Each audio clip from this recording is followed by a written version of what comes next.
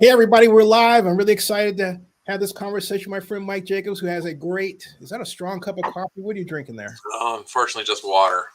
Oh, just water, kind of like this, you know? Yep. Yeah, Yep. definitely. Yeah. And a lot of news going on here. Mike has me at his advantage because he just had a study done by no Dr. Noah Agua of University of San Francisco, the same University of San Francisco sport management program that where my longtime friend Dan Rasher is the academic programs director, and we created the Oakland baseball sim world. So can't wait to see what Mike is dragging in the door from USF, proverbially, of course. But uh, welcome and glad everybody is here so quickly. Mike, first of all, I want to get your thoughts on the Schnitzer decision from last week. Yeah, we have um, a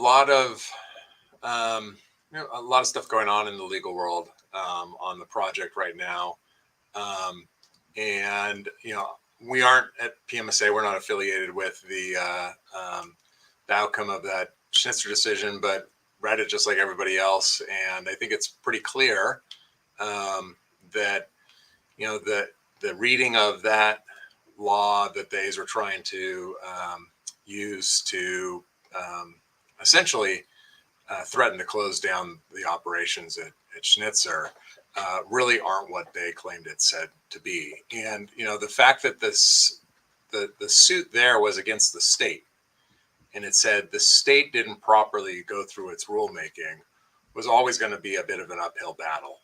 Um, for a lot of different reasons, but just in general, the way that the law was written was pretty clear that the State Department of Toxic Substances Control had to go through a process of evaluating those types of waste materials and then determine if they were hazardous. There wasn't a blanket prohibition against them from the start by the legislature, said you can't recycle those materials. And it raises some big fundamental policy questions kind of outside of whether you like Howard Terminal or Schnitzer. Just for the state, how are you going to recycle these types of materials in the way that we're required to, because we just don't take stuff to the landfill like we used to. Mm. We have to meet as a state, one of our policies is to continuously improve our percentage of overall recycling out of our waste stream. And there's a lot of materials that are tough to recycle, and a lot of those are in the waste stream at places like Schnitzer and Sims Metal over at the Port of Redwood City. We have the same type of operations in the Port of Long Beach and the Port of LA. We're trying to facilitate, again, in an industrial area, these types of operations, which you don't want to have out in other types of places in neighborhoods and close to residential areas and things like that. But we also need access to direct access to vessels, because in our waste stream, we essentially are exporting our recyclables overseas so they can be recreated back into consumer goods for us to consume again. Anyways, it's a long way of saying the way the A's read that statute was it was a prohibition on these types of materials in our waste stream.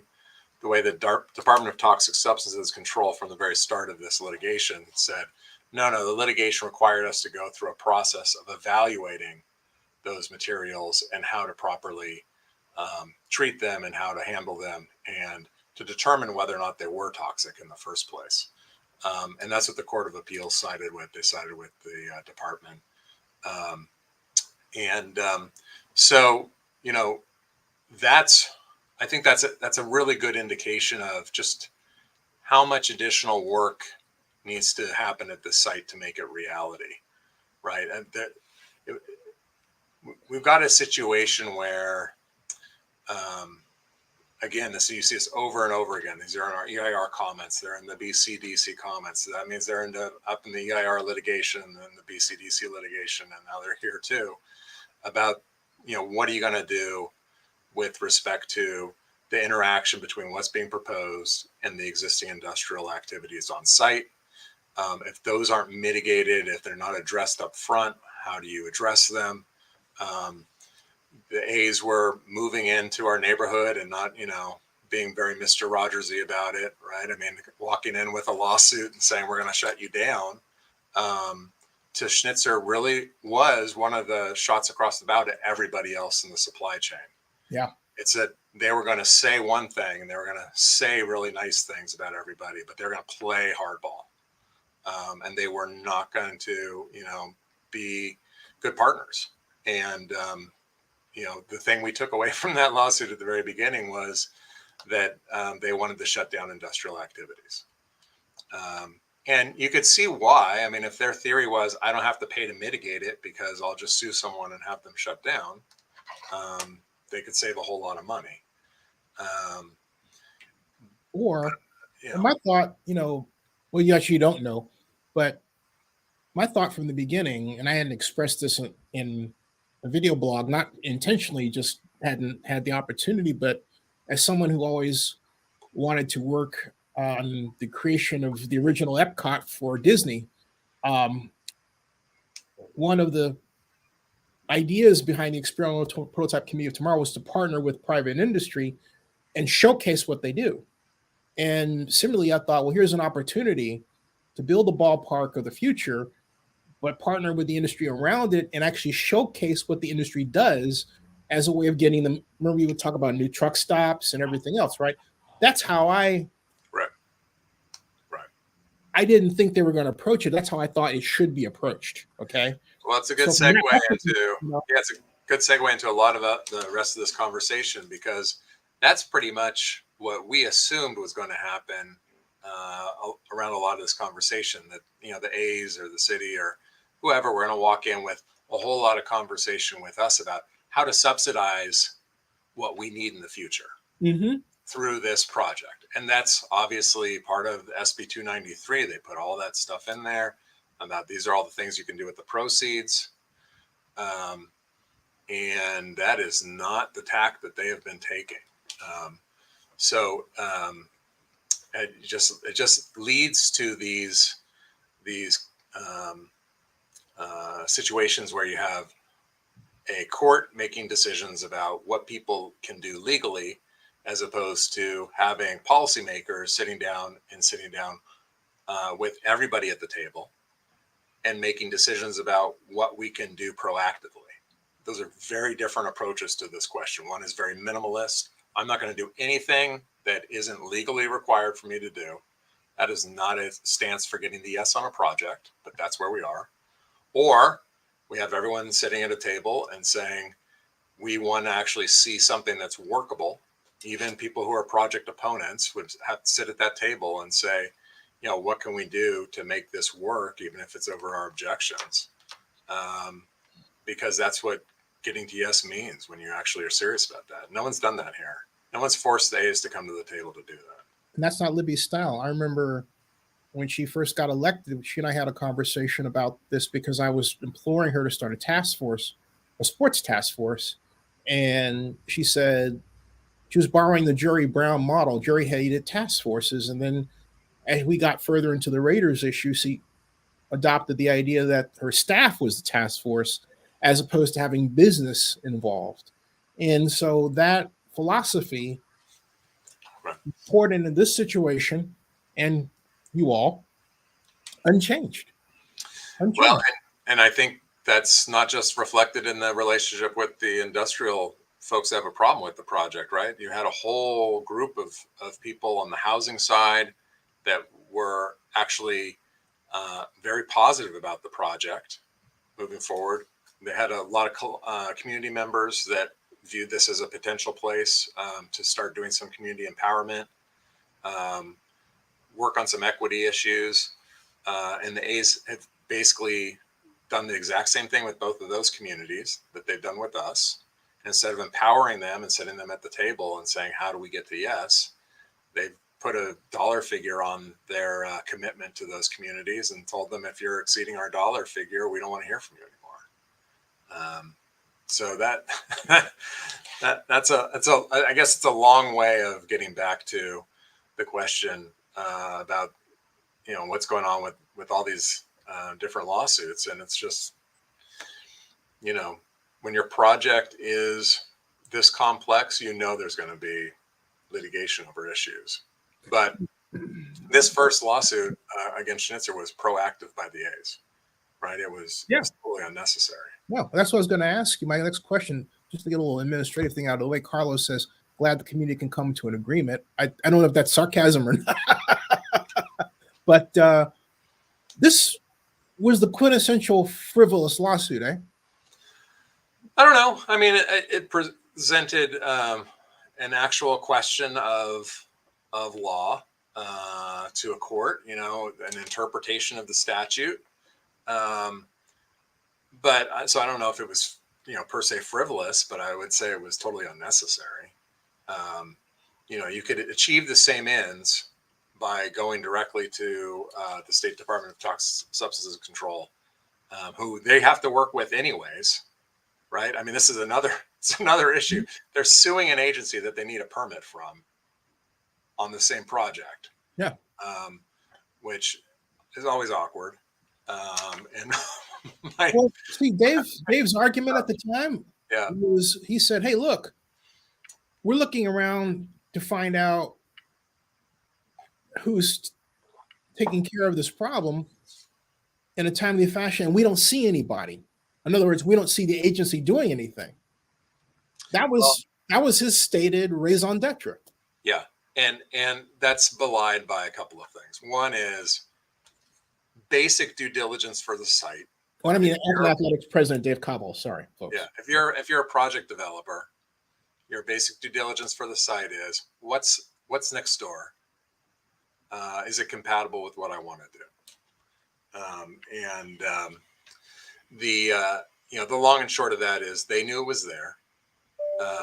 They know that it's owned in fee, and they know that it has this permit. So to the extent that they're trying to actually change that, because they know that it's a potential problem for them, then you don't get to walk in and say, oh, I didn't do my due diligence. I didn't know what I was doing when I chose this site. So you can't have it both ways. All right. You can't be Pollyannish about it and say, you know, we were just doing this because we were exploring what the options were for shutting down a neighbor.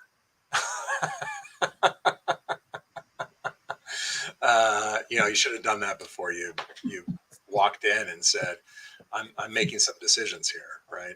So they did it, and just on the timing side, like they did it after they extended their exclusive negotiating agreement with the port.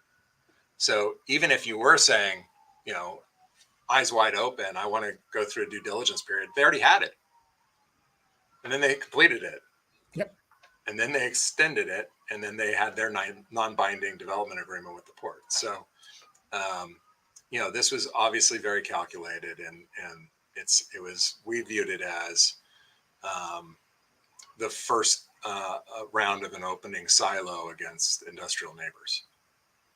And for those who don't think this has anything to do with politics, folks, and Mike, I'd be surprised if you didn't agree with what I'm about to say. We would not be here were it not for the unique exclusive negotiating agreement that Oakland Mayor Libby Schaaf introduced. Are you okay over there? I hear some sirens.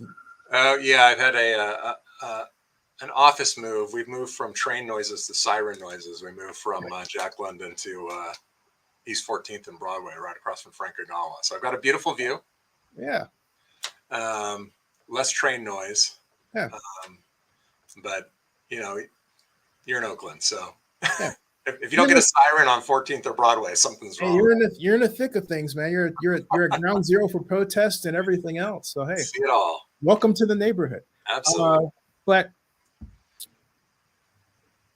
Libby, on the 4th of May of 2018, introduced to the Oakland City Council an ENA that gave the Athletics two choices: stadium, either Howard Terminal or the Coliseum. And it wasn't even worded that way. It was actually in reverse.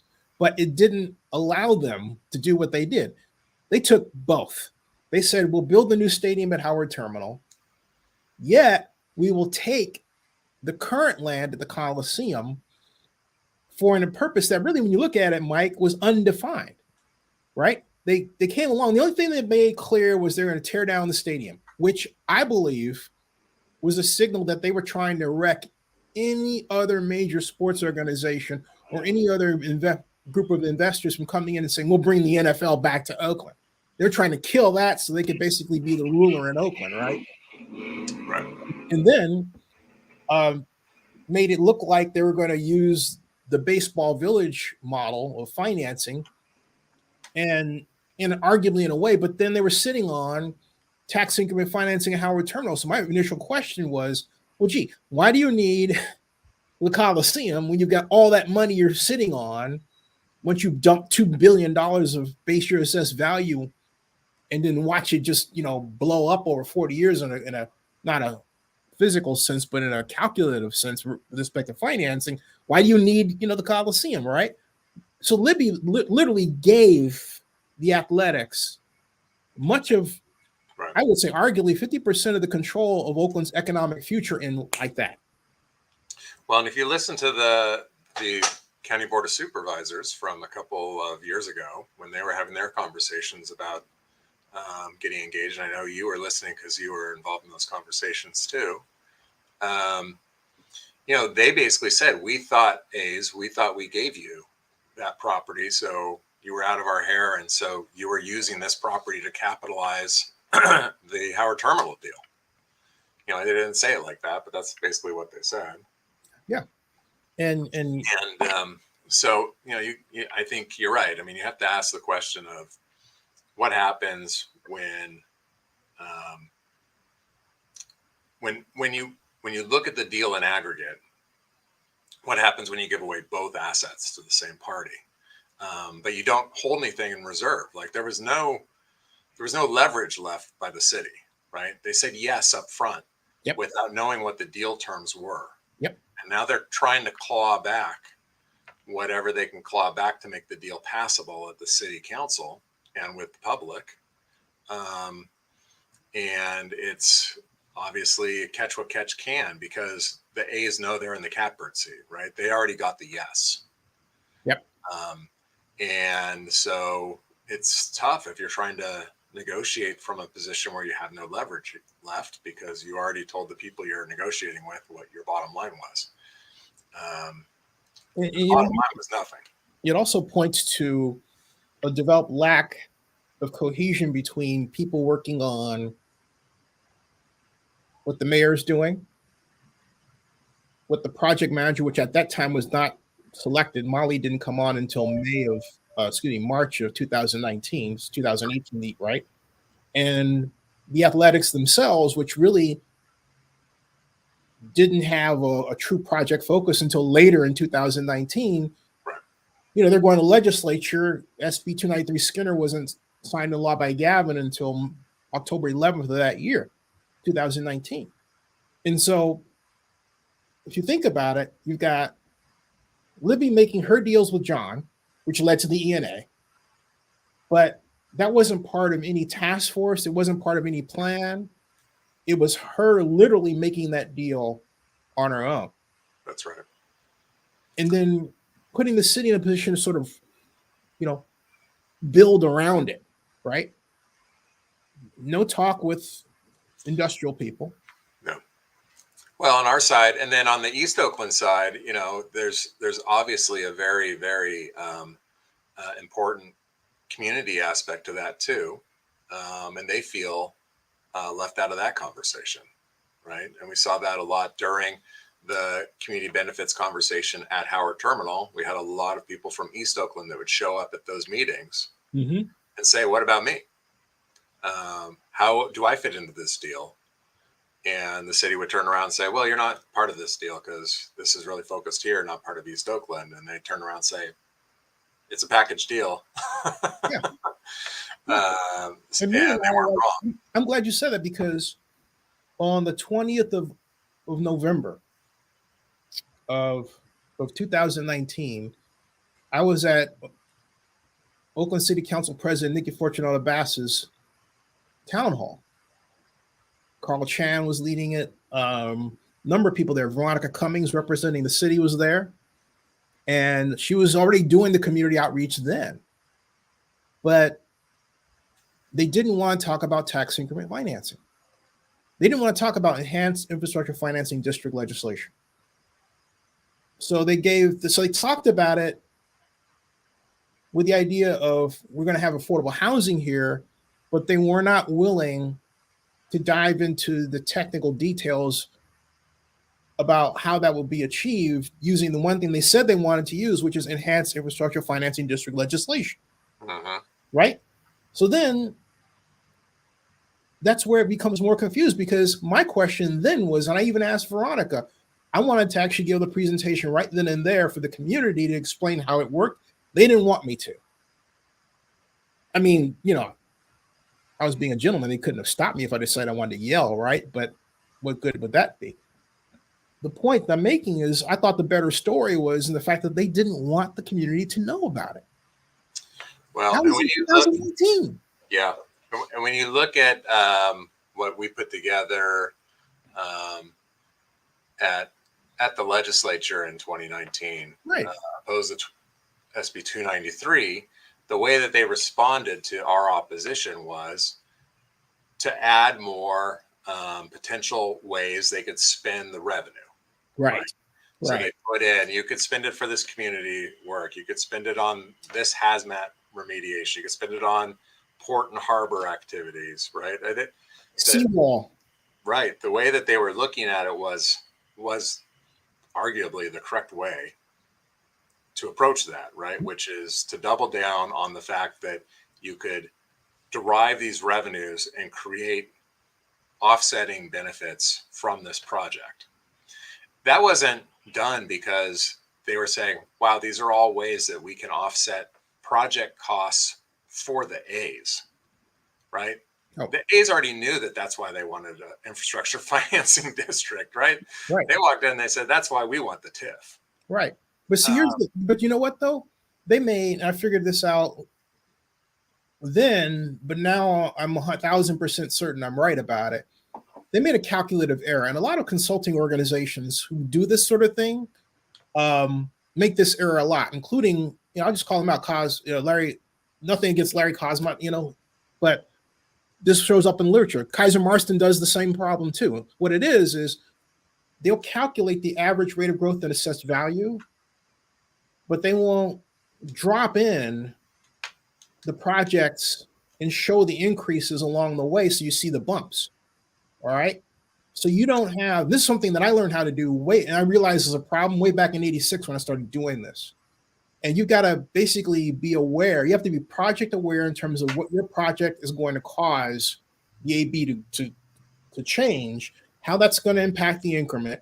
And then on top of that, you have to roll in inflation for that period. And that's what I just said completely blows away the idea of using present value calculations and everything else, right?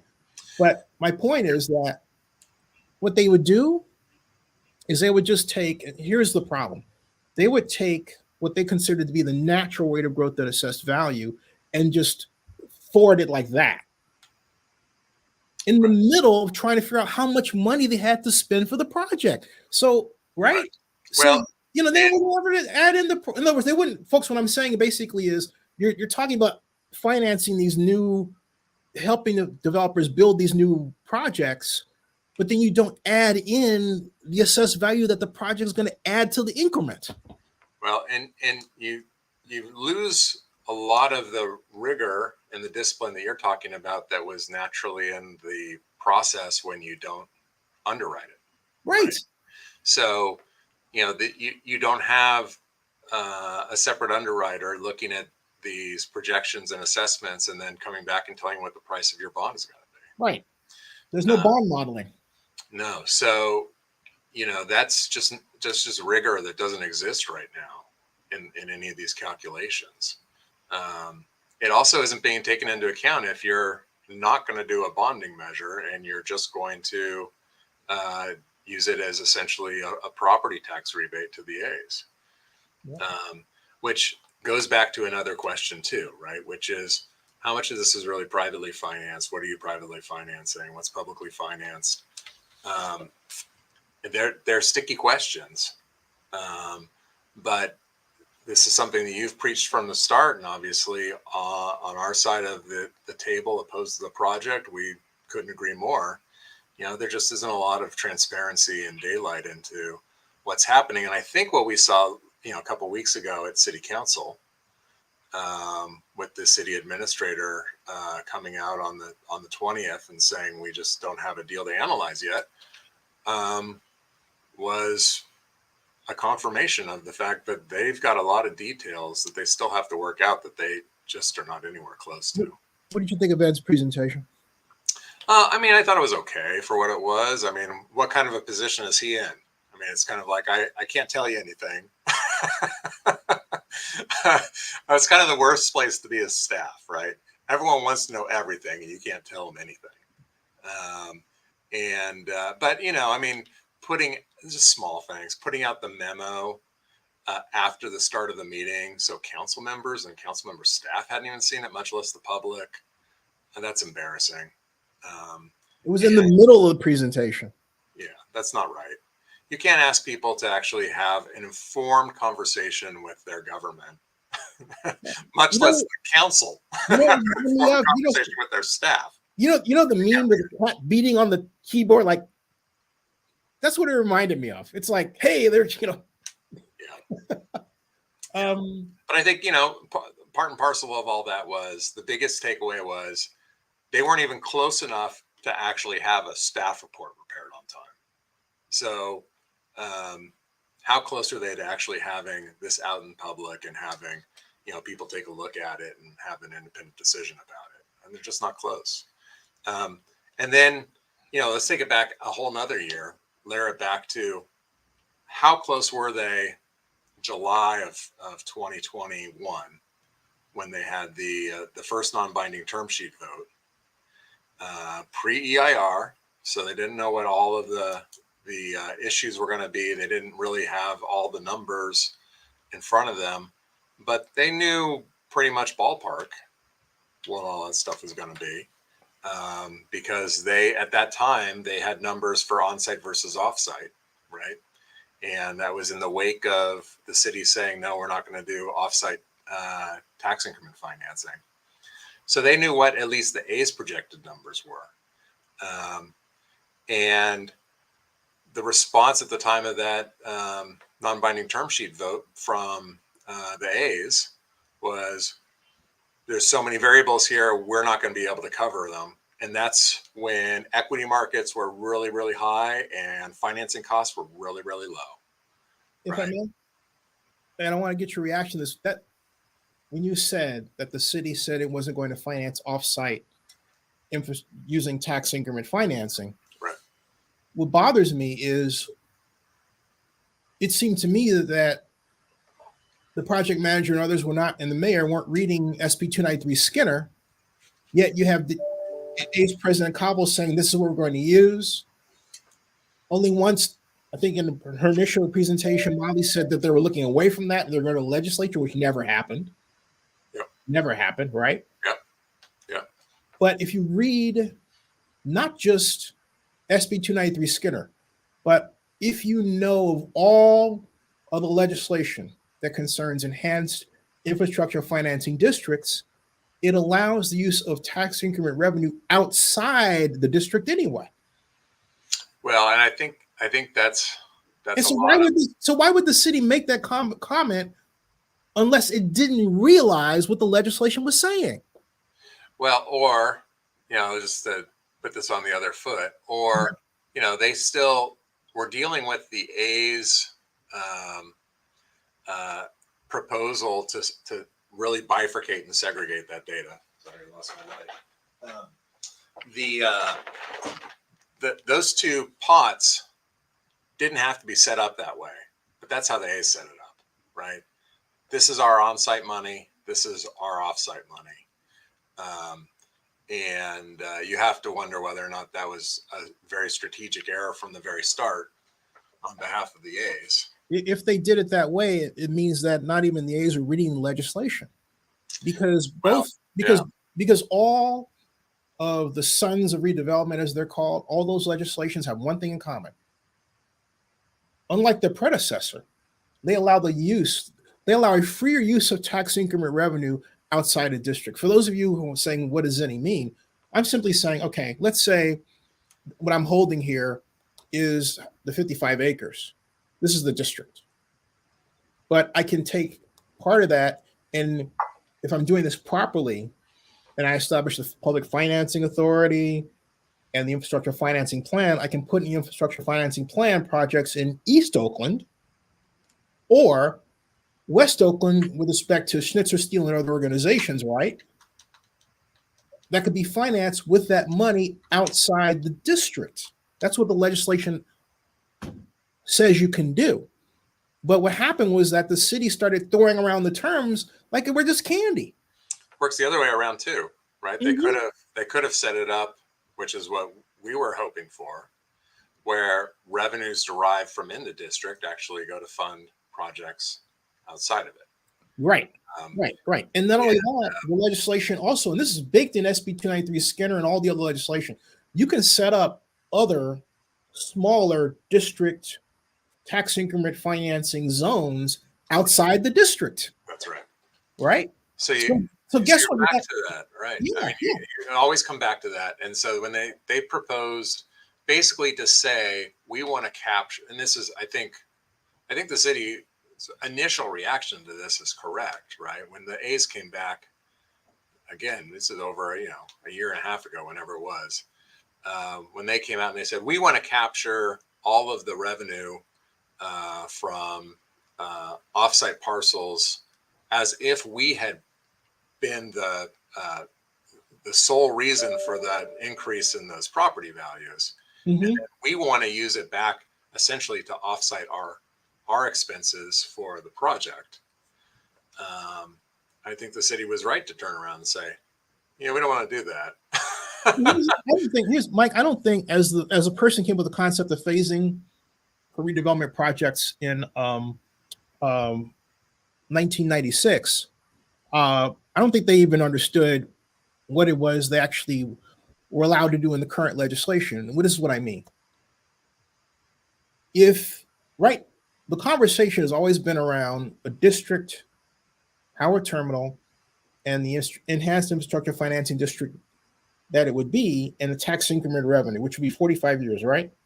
But a cold read of the law allows you to basically have not just that district as your TIF, but also where any other area you designate around the city can also be a TIF area. Yeah. So you have to do the calculation. Let's say you have 3 of these. That's 3 times. They didn't do that. Right? No, they didn't want to do that. And it's back to your point. No, they didn't. Here's the thing. They didn't. I'm giving people breaks, okay? They didn't know how. They didn't think about the legislation, actually think it through. It was too complicated for them. But back to your point from before, even when they got that authority, the narrative was still, we would never spend any tax money on this project, and that's why we don't want you to know about it. But here's the thing. Here's what let's see if they were actually thinking that, right? Let's play that out. Let's say they were thinking that. And let's say they applied it to West Oakland. Let's say that they didn't realize that they could come to you and say, hey, by the way, we have this district at Howard Terminal. We want to establish a satellite district further where the truck stops are, right? And build around that. And that way, that revenue will go to what you all need for upgrade. Now, wouldn't that change the entire language and entire conversation of the situation? Yeah, I think so. Right. And this is what they could do. But they didn't, Mike, they didn't understand what they had in their hand. They could have done that without 293. They could have done that under regular EIFD rules. They could have done it under the SB 63, the Isidore Hall bill that we sponsored a couple of years before that for Seaport IFDs. There's a lot of things there. And ironically, all of that opened the door for us, to come back and do these reports. We did 2 reports that we commissioned.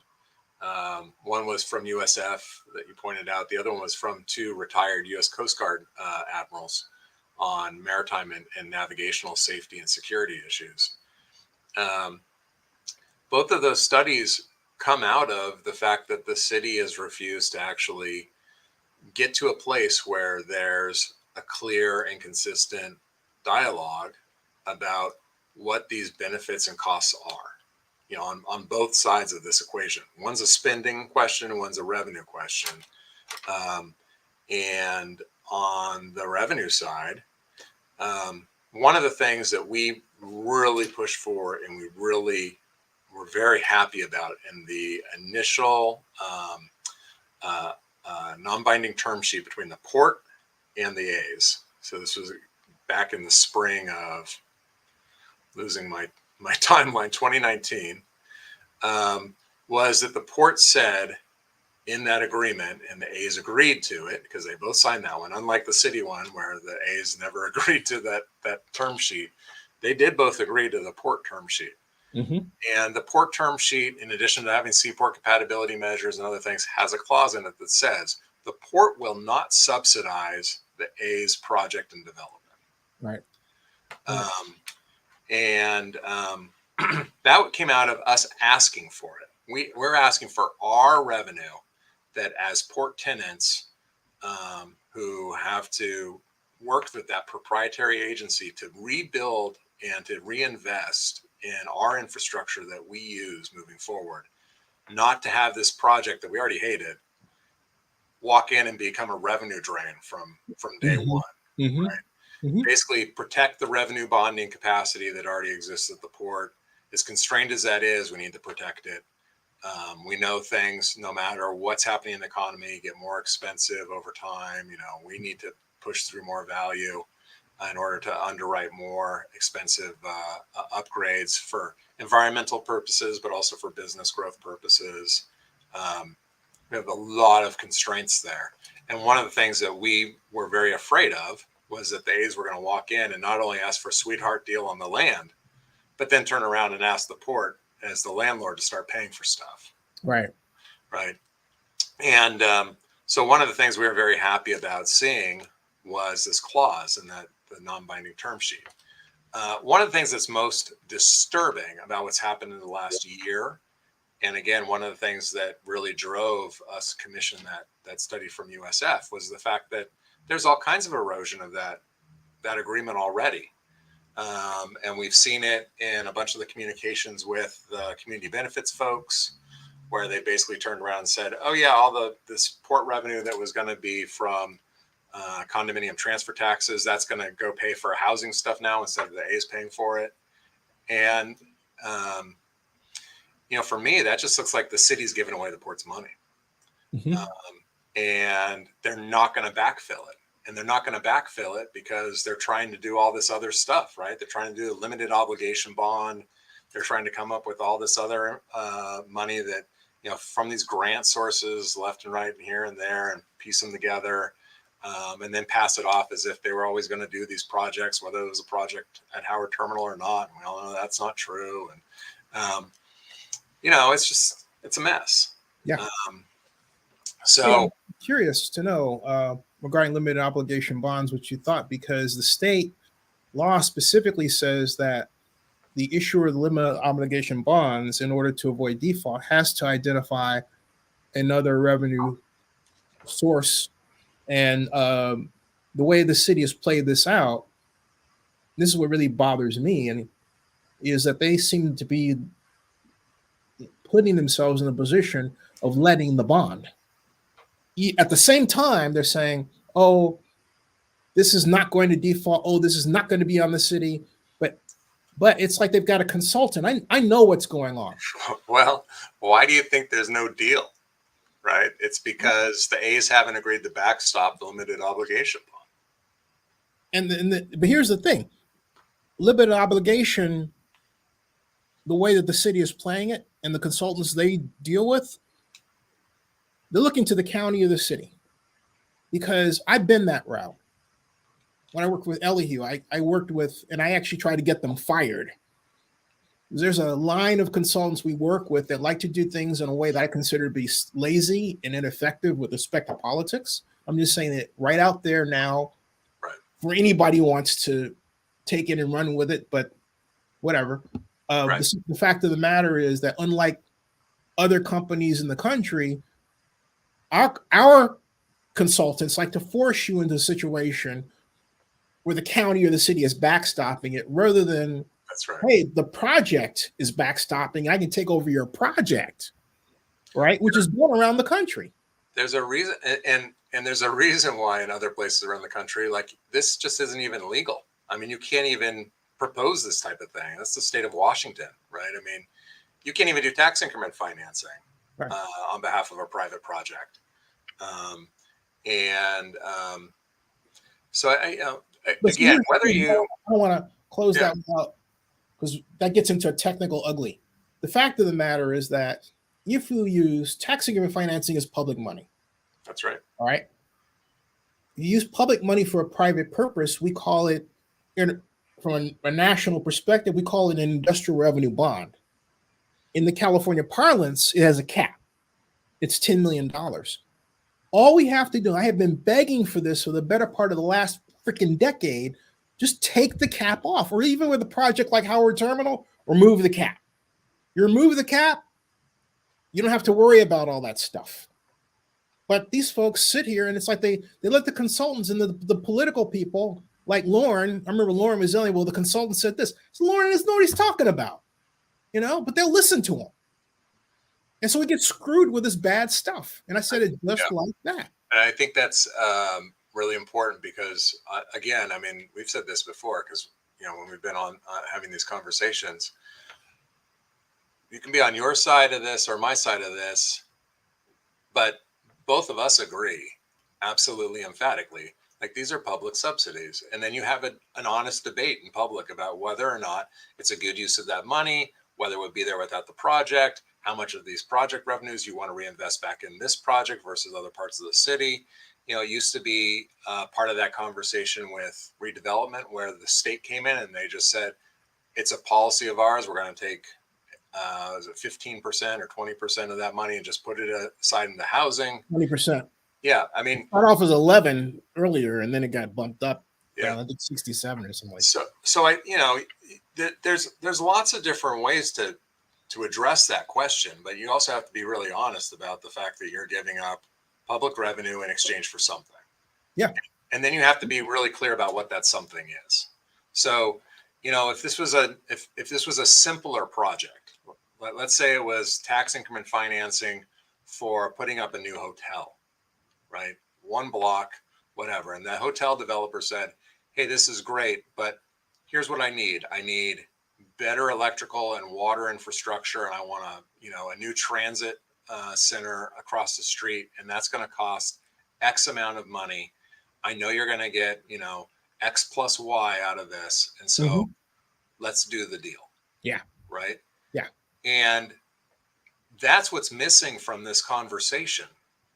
No one said, I want to build, this stadium and this project here. Here's the component of it that's going to be publicly owned infrastructure that I want you to finance out of my TIF.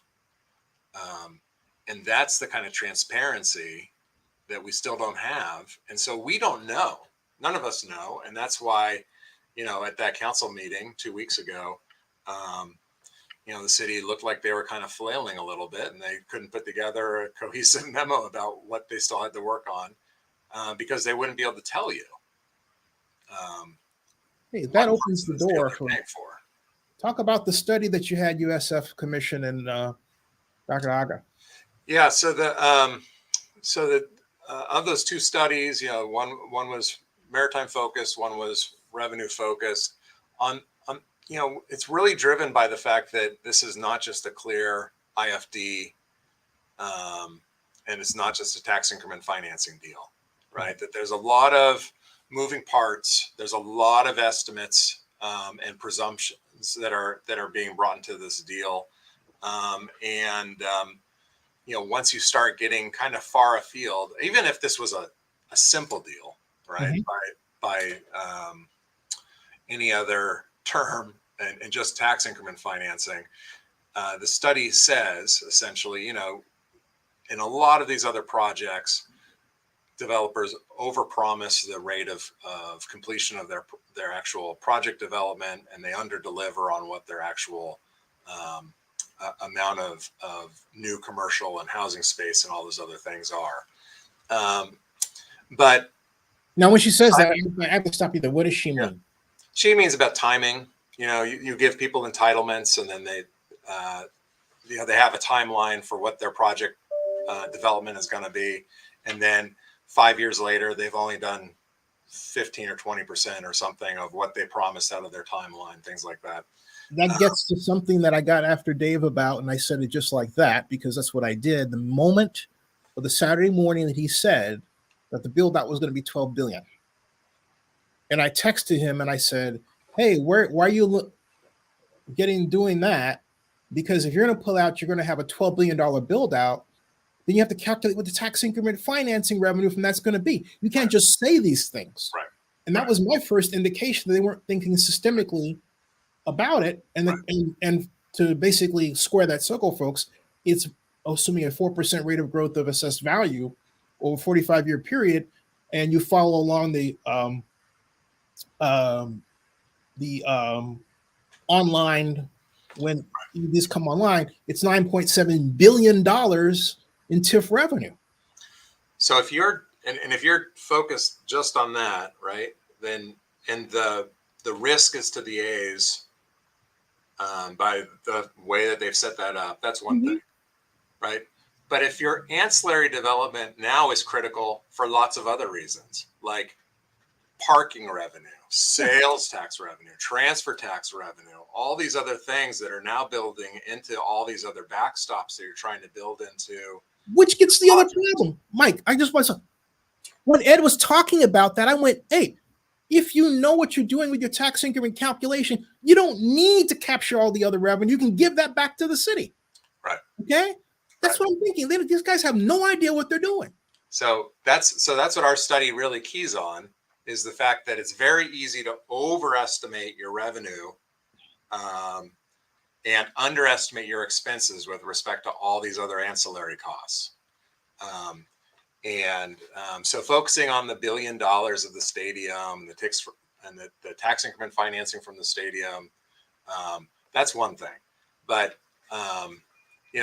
has anyone taken a really rigorous look at how many employees are going to be generated from the rest of the project, or what's the timing on that, or how many new businesses are going to lease this space at Howard Terminal versus somewhere else in the city, and what does that mean? And frankly, a lot of the report focuses on some stuff that you might take some exception to. You might agree with it in part. Lots of people are going to have opinions about it, but the fundamental question about sports economics is, does it create more value? Or does it move value around? Are you substituting your entertainment dollar for another entertainment dollar? And in this case, if you're moving from one part of town to another, how much more economic activity is generated in that move, right? Well, the only reason, I'm sorry, go ahead. No. So, but that's really what that evaluation goes into, all those things. No, the only reason I squinted is because people who don't understand urban planning have a tendency to believe that they can do sports economics. And the one thing that they always miss is the fact that right now we have the internet. And the internet has dramatically changed real estate prices. If you're in Bangladesh, you can buy something in Oakland, right? Like that. And you not even see it. Well, that translates to sports too, because if I decide I want to buy a ticket or set of tickets or find out about what's happening in Oakland, if an event's there, I can do that. And I can be anywhere in the world, anywhere. And what it means is that for the host city for that event, the value of that host city is that much greater. And the reason why I say that much greater, I say it deliberately, is because it has not yet been quantified how effective this new development is. And yet, and the reason why I'm saying this so vociferously is I made a great mistake, and I admit that mistake, in evaluating the impact on the entire economic development sphere the Raiders move to Las Vegas from Oakland would have. Why? Because And Mark Davis said at a Raider party I was invited to at CES, he said, look around, it's about activation of these sponsorships. And I'm thinking, wait a minute. These folks are thinking about one thing. They're going to be on television. I'm in Las Vegas. I'm benefiting from that. That helps the value of my leasehold, Right. my desirability for tourists, Right. and other things, okay? Conversely, that applies when you lose a sports activity. And sports economists, including the good doctor, do not take that into account. And so that's why, and a lot of people, they try to act like it's just this bricks and mortar physical thing that only has to do with somebody getting a job there. It's more than that today. It is about the fact that when you have a professional sports organization, what it does is seen via the internet and mobile many times a day. It's up to you to figure out how to take advantage of that, but that has a direct impact on the availability of different kinds of jobs, not just in the city, but related to what that organization does at that location because of that event. If you're, hey, look, concert goer or musician, and you're thinking of having a party associated with what happens at the ballpark, who benefits you? Even if you come to Oakland for that little bit of time and say, I'm going to make money outside just playing music, or I'm going to make money because all of these different restaurants are having special events for their patrons that involve music. All of that has to be taken into account. And right now, it's not. And so I implore everybody, please stop. I just beg of you. I understand, and Mike, I appreciate your clients and where they're coming from. I think they're absolutely right to be upset because this was done wrongly from the start. Okay. But what's going on is we are wrecking our ability to really understand what's happening in society with this left, right, my thing, your thing. And and the reason why I point this is to say this, all right? If you think about it the way I'm expressing, you will come away with a better argument for what you're doing. Oh yeah, no, I mean, the study, I think, is, take a look at it. It's pretty clear. It's saying there's a lot of places where there's trade-offs, and there are some places where there are net economic benefits to having new entertainment venue and stadium and stuff like that. And it acknowledges that, but it also acknowledges the tourism component, the internet. Yeah. I don't know if it talks about the internet. I don't remember. See, that's what I'm saying. But but it also says, that it's not a panacea. What the study does is it does go through a number of other areas where it asks the question, like, do people go back and look at what happens at an area where they had an estimate of what was going to happen before the project, and then what happened after you actually had the project? Does it overperform? Does it perform? Does it underperform? Mm-hmm. And the conclusion is they almost nearly always underperform. They almost always overestimate what their project benefits are and underdeliver.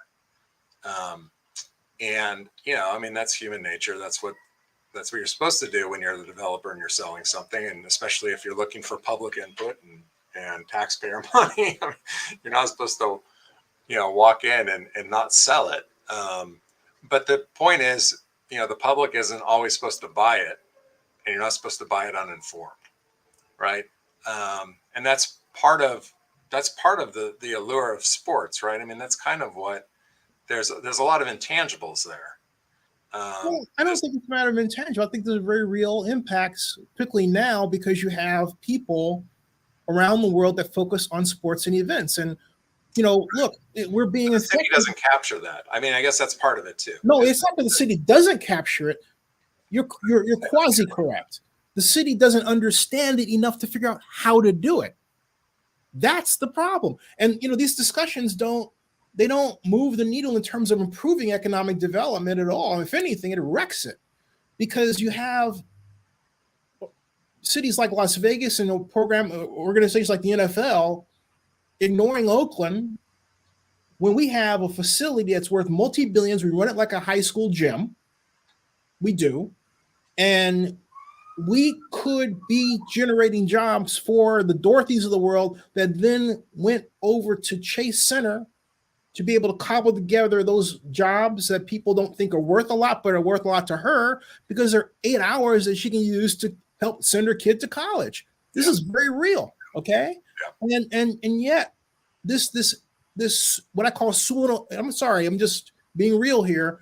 This approach that's born by people who want to, I don't know why they do it, but for whatever reason, that's beside the point. I'm coming back home and saying that the internet has dramatically increased the value of sports franchises and made, even if you consider name, image, and likeness, the athlete, if you're not considering that also, you're making an even bigger mistake because you're saying the young women who are involved in softball, who are involved in gymnastics and all kinds of sports, and make their money off their eyeballs they draw on Instagram and other ones, that's not a consideration for calculation if you get a sports organization in your town? Of course it is.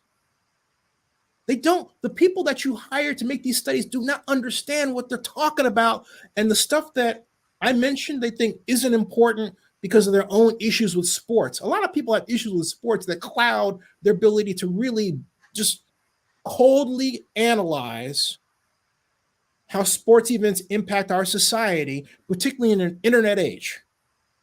And a lot of mistakes are being made. And a lot of people are being harmed by it, including in our area, in the Bay Area, and in other places. I know Neil has this thing and we've sparred for years, but Neil insists on, Neil DeMoss of Field and Schemes, on a point of view that is black and white and does not look at details and refuses to do so, because if they do, he loses his energy, okay?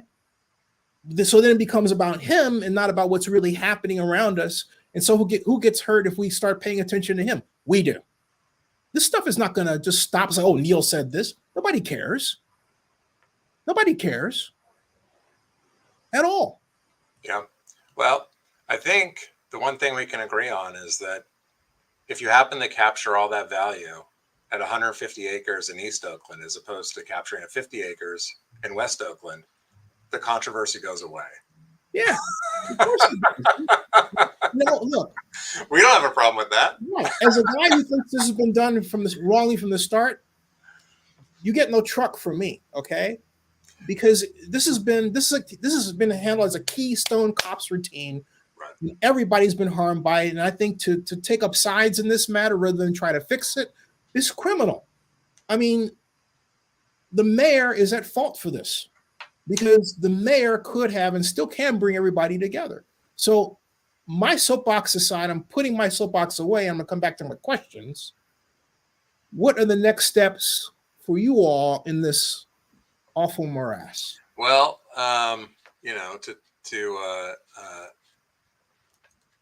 really just drive home the fact there's two sides on this, right? The next step is we're in the Court of Appeal on the EIR litigation. We filed an appeal on that ruling. A week and a half ago, the city filed a cross appeal. So there's two different appeals on the same case. Obviously, we appealed on the basis of the fact that we think most of the ruling against us was an error. And the city appealed because they believe that the ruling against them on the wind impacts was an error. And either way, you're guaranteed to be going up on appeal on the case. So right now, we're working with all the parties to set a briefing schedule. That should be resolved very shortly. So we should see briefing lasting through the holidays. And then we'll probably see a hearing sometime in early January.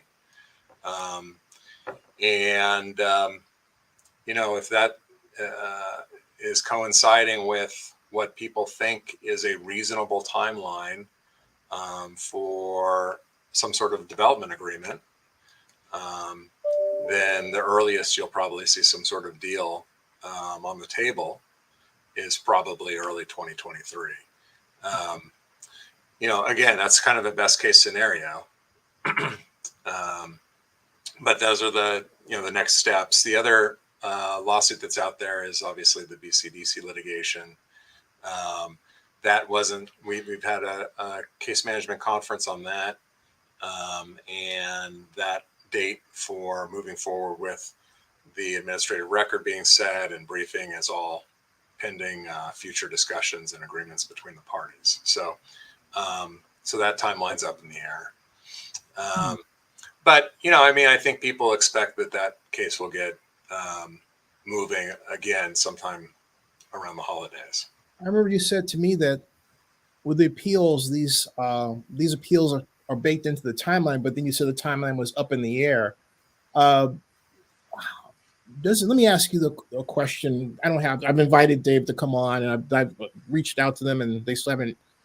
They said at some point they'll talk with me. I think they're still mad at me about the whole Taj thing, but whatever. My question is, I just expanded to 5 different ones, so I'll just take this question. Okay. Given where you are in the settlement, where are you in the settlement discussions? Well, there aren't going to be any settlement discussions at this point. I mean, technically you never got started. You never. I mean, there's a settlement conference, right? But the settlement conferences are essentially really about,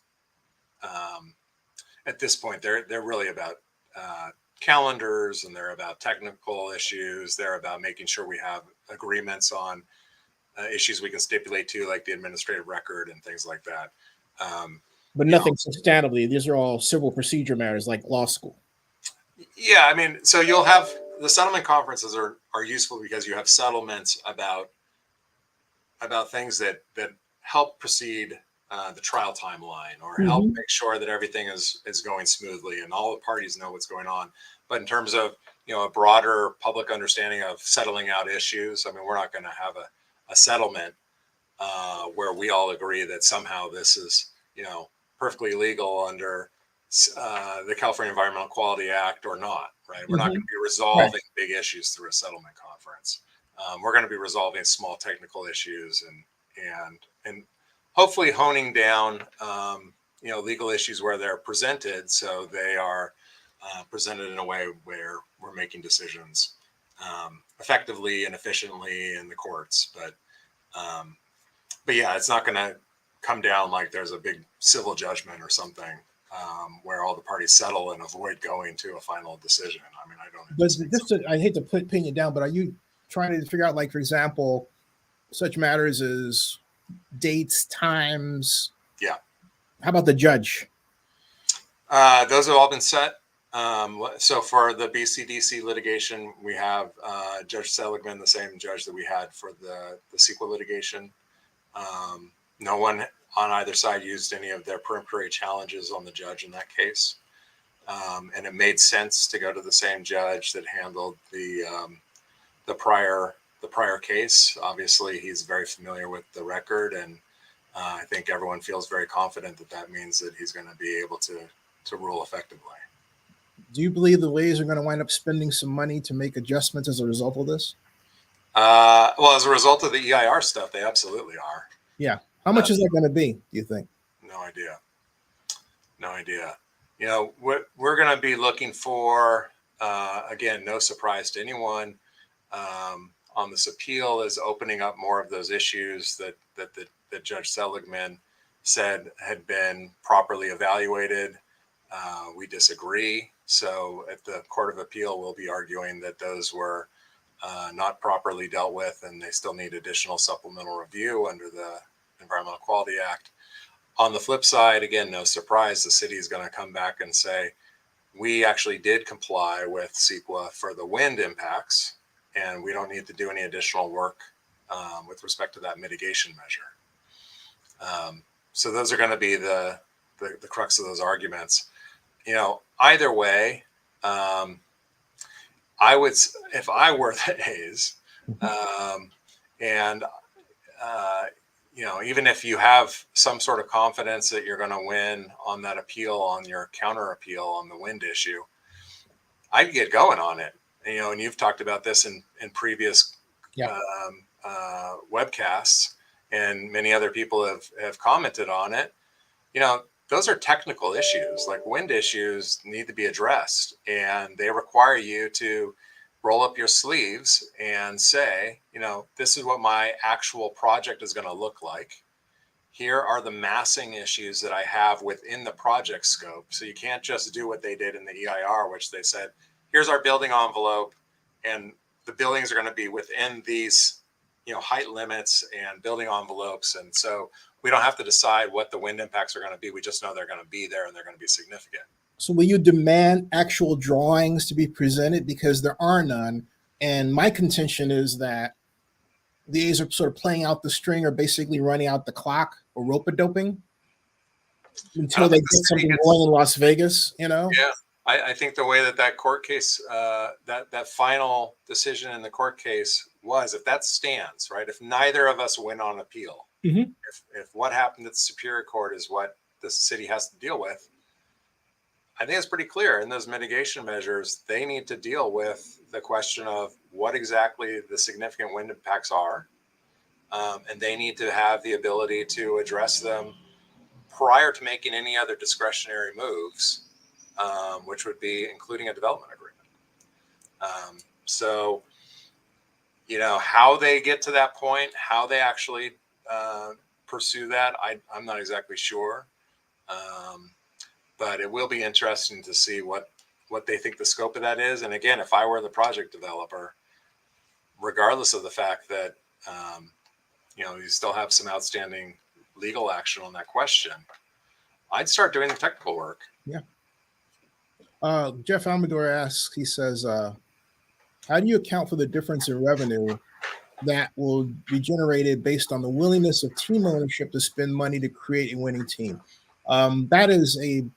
That might seem like it's not related, but actually it is. And it actually is one of the questions that my Oakland baseball sim world game dealt with. If you were a USF student and you used it, basically you could build a new stadium. And the question is, why do you want public money from the perspective of the owner? And the reason is that if you have public money, it allows you to use more money, revenue generated, to, for example, pour into your farm system and your team to build your team.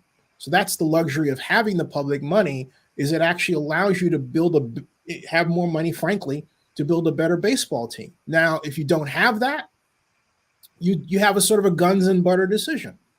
You have to say, hey, look, how much am I going to spend, and can I get a right commercial bond deal over a period of time? And can I cobble together enough revenue sources from my building, okay, to be able to pay for construction for it, but at the same time field a winning team? And look, you can spend a lot of money on a team, like the Padres famously did this back in 1998, and then went belly up almost from it.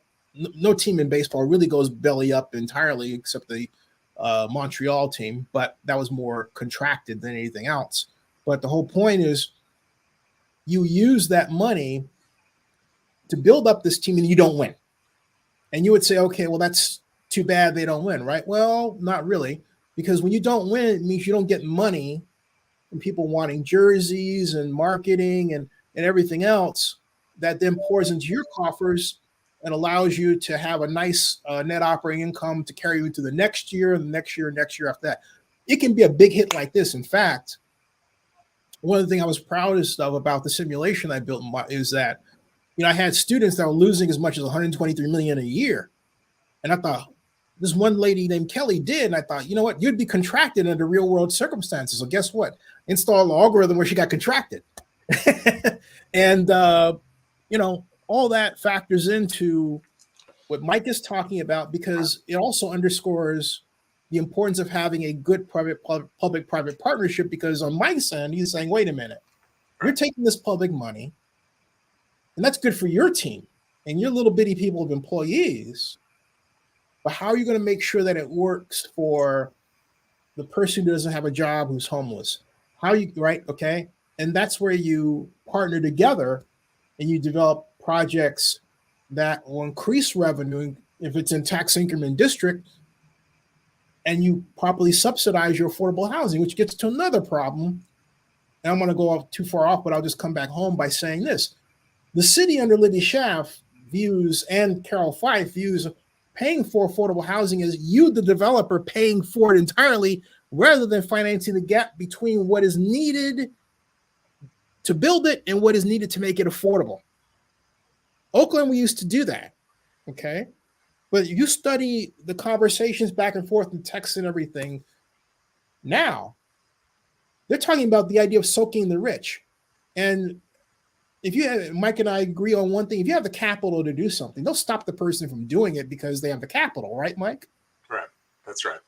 You know, that's it. And I think that's right. And on the other side of that, like same question, you know, it manifests itself in the EIR too, right? I mean, the way that the explanation for why fully grade separating access to the Howard Terminal so people wouldn't get hit by trains was described away as not being part of the analysis was because they said it wasn't feasible to keeping a competitive Major League Baseball team. Basically, that's the A's saying this would be so expensive, you know. And here's the thing: they see from the A's perspective, though. From all right, if I'm talking to USF students about this, and I'm saying, "Hey, look, Oakland baseball similar. Here's what we're going to do." Okay, if he has to pay for that, yeah, and that gives you a window into how he thinks. Okay, that's but right. then that's why he would say and should say, "Hey, look, I'm expecting X number of TIF revenue for that Y thing, so let's do that." Okay, Right. and you know, right? That's what he should say. So theoretically, there should be no argument, right, Mike? Well, so, and then let's take this back to the difference between last July and now. When the A's turn around and say, that's $500 million that I can't spend to make this site work. Let's put aside the fact that they don't have to do anything, other sites, but to make this location work, they have physical constraints. And one of the physical constraints is that train there, and how do you have traffic cross the train tracks safely, right? That could be $250 million problem. That could be $500 million problem. Or it could be someone else's problem. If you're the city and you're like, hey, I could get X amount of dollars in revenue from this project. Yeah. And I could keep it and not give it back to them in the form of TIF. If I could find the right grants from the state or federal government to pay for this infrastructure for me. Except my response would be, but my response would be this: why would, if I'm the city, first of all, I shouldn't be playing profit and loss games like that. I should say, hey, look, I want this project done because I want the benefit of having this franchise and all that it does for my tourism money here. So therefore, that change is only be about maybe at best, at most $60 million. Okay, I mean, let's just be realistic. It's not going to be this outrageous thing. Okay, but what it points, but Mike, what it points to, and I have to say this just bluntly, the city didn't do its homework. They didn't have this giant spreadsheet with the project costs here and the TIF and what it was going to spend for. They didn't have it for community spending either. Okay, they screwed up on this project. Absolutely.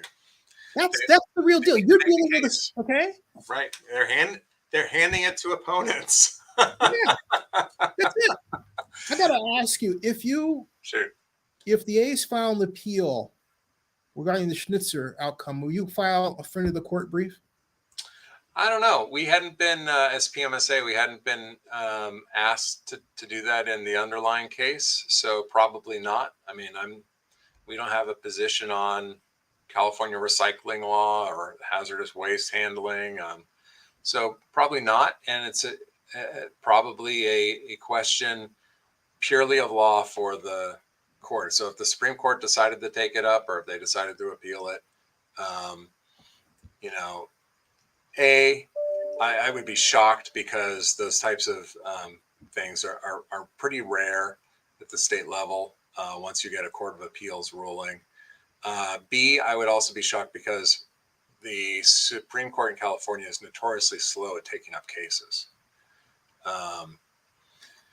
That being said, I guess I could be wrong about that because they have been taking their sweet time with this project for for a long time. Anyways, maybe their planning horizon is a lot longer than we've all in defense of the Athletics, though, I think they were, and I have to defend them here because the city didn't know what it was doing.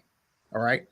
And I'm not going to let go of that, folks. And people think that I'm opposed to this project. I'm not opposed to it. I am for getting something done right. This thing has not been done correctly. So I'm not just going to rubber stamp what somebody's done just because this thing's screwed up. And the reason why I say it like that is you don't have anybody running for mayor who wants to straighten it out. You don't have anybody on any side that says, you know what? We really need to have a strategy for large-scale economic development. We don't have it. Okay? We don't have it, and it's awful, and the city is falling apart because of it. You know, we're going without what? How many years without large-scale convention center, Mike? We need a lot of things in Oakland, but we need an industrial jobs policy. Yeah. You know, we need a tourism policy. We need to really have a focus on how do we create employment for underserved populations that have perpetual underserved job markets, yeah. right? How do you reinvest in East Oakland so you're not letting, I forget what the number is. I don't even know it off the top of my head. One of them was just outrageous. It was like 40% of African American, black men under the age of 30, I think, were unemployed in East Oakland. I mean, it was something crazy. Yeah. Right. That's a crisis. You wonder why the crime rate's so high. That's a crisis. Right. So you should be investing in industries that have blue collar, basic workforce protections, unionized workforces, labor characteristics where you can get in on the first rung of the employment ladder and work your way to the top. You don't need a college education to do it. That's our industry. But think about it, that's also the sports industry. It can be, but there needs to be a policy. Right. There needs to be a policy, and they need to protect these jobs, and they need to give people a way to get them. Right. And they don't have it. People the jobs. They don't have it. Ushers, security, all that at sports events, musicians, entertainment, all these jobs. Let me make it easy for you, folks. Right. Look it up. Meetings, incentives, entertainment, and conventions. The MICE industry, MICE. Oakland has done everything it can to either kill the MICE industry or not build it up. And the MICE industry, ironically enough, has as its cousin manufacturing because of the fact that the people with similar education bases go for jobs in those areas, all right? But Oakland has done everything it can to not maintain either of them. We let sports organizations go. We don't maintain our manufacturing base, right? This has been a long-term decline. And the process continues. And we have no plan for rebuilding. We have no hotels online at all. When I went to Pat Cashman for my idea of putting 1,000 hotel rooms at Coliseum as part of a different type of Coliseum city thinking for the Raiders Stadium, he said to me, no one's built a new hotel in here in 10 years. I said, Pat, that's no reason not to build one. I had the hotel council president in San Francisco telling me it was a great idea because we have a 16,000 hotel room shortage. That hurts our ability to employ people who can clean rooms. Clean rooms. Policy. You need a policy, and you need to have investment. Right. Right. We spent. I was there in 1996. Keith Carson has to wear this. Okay. He and Sonny Mike McPeak. This is history, folks. I'm talking about the jobs housing balance. I'm in the room representing Elihu. They're talking about how to get jobs so that you don't have to drive as much, but they're not asking the magic question, which is what I said in the meeting. What happens when you were bringing in jobs and your labor force doesn't match up with them? They looked at me like I had three antlers going out of my head. This was in 1996. They were talking about biotech and everything else. And look at where we are right now. And look at the homeless population, mostly black men. All right. They're still in office. Okay. We've done nothing about it. And the problem continues. And we think everything is hunky dory, and it's not. It's not. I think that's a really uplifting note to end this interview on. So we have to have some truth telling here. You know, I mean, it's like I couldn't agree more. I mean, we've got. I think that is the upshot of our conversation, right? I mean, when we're able to have these conversations, we might disagree on these individual projects and what happens, but you know, there needs to be an overall conversation in the community about these types of investments. How are you going to grow the investment in the West and the East in the city? If you want to take the Coliseum and you want to, you know, not have that be your sports entertainment hub anymore, that's fine in principle. But then, you know, do you want to do it in West Oakland? And let's go back to where we started. Like, David, thank you. That's our neighborhood. Thank you. that is our neighborhood, right? So you can't walk in with you know, the proverbial baseball bat like the A's have done and start swinging it at people that are already there without doing some damage, right? You got to be Mr. Rogers. You got to be nice. You got to sit down and say, "Won't you be my neighbor?" Yep. And that's expensive. So that's kind of where we're at. Is that the policy you want? Is that where you want to reinvest your money? Is that where the city wants to reinvest its money? And there's no objective way for you to tell whether or not this is a good dollar after bad situation compared to reinvesting in the Coliseum, because no one has an objective measuring stick. And that's part of the problem. How are you doing on time? I know we're running it out. Yeah, I gotta run, but I really, as always, I really appreciate the time and the forum and the conversation. Let's make Mr. Compton happy since he just gave us a 20 bomb here. Thank you, Dave. Dave says there's all the talk about a new stadium for the A's, but I never hear about any talk about a refurbishment on the Oakland Coliseum. Is the Coliseum that bad where nothing can be done about it? No, something can be done about it. But again, this goes back to the politics side of it that some people say has nothing to do with it, which it has everything to do with it. This was Libby's idea to give the Athletics Howard Terminal and the Coliseum at the same time. And I remind everybody that from the time that the Raiders left, and just about a couple years before that, 3 years before that, until now, where it's really cooled off substantially, there was this demand to buy land at multi-premium prices in East Oakland, to the point where Dan Kalb said at the Raider party, the town hall that we had when the Raiders are going, when Raider fans were trying to get the team to stay 2 days before the NFL vote in Arizona that I was at. That was 2017, March 24th of 2017 to be specific.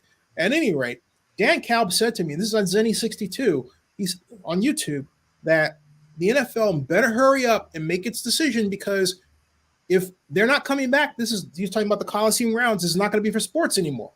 That's what he said, okay? And yet here we are with a situation where you would say, why did we get there? We got there because the city council saw greed. It wasn't thinking in terms of economic development. It wasn't thinking in terms of, oh, by the way, all these sports and convention jobs can be created. Oh, no. It was about monetary greed.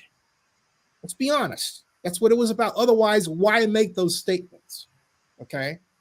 And yet here we are now, quite literally, you have people who say, well, I want a vote and I want the Coliseum to be for sports. They want that to happen. Okay. And yet you have elected officials who, and this is how we got here, didn't want that. And that's the other honest conversation we need to have. All right. Dan didn't want it. Libby wasn't making it happen.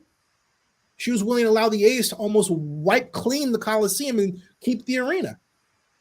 No thought to strategy, no economic strategy. It's all, I'm in charge and therefore I think this. And that's how we got here. And it's awful. There you go, Mike. Thank you. Appreciate the time. You got it. Folks, subscribe to Zenny62, bookmark oaklandnewsnowblog.com, and hey, stick around in the backstage, Mike, so you can have at me for something I didn't say right. No, you're all good. All right. Stick around a second. Hey, folks, everybody, thanks. Dave, thank you for the contributions. Quite generous. That ends this broadcast. See you later tonight.